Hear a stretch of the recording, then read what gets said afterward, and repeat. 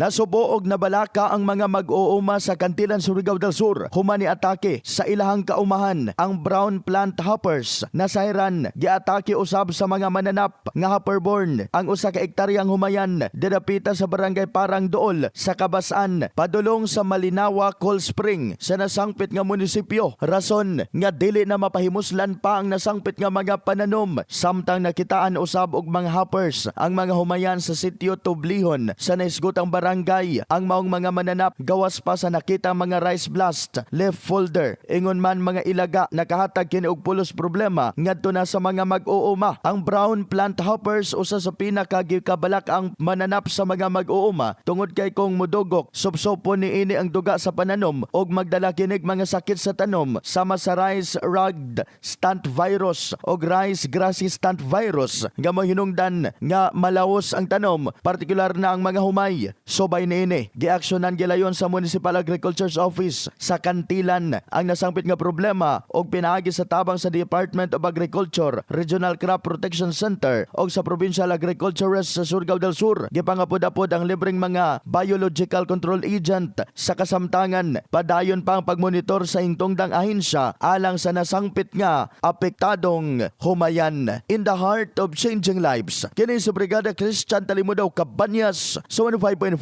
Brigada News FM Trento, Agusan del Sur, The Music and Dos, Authority.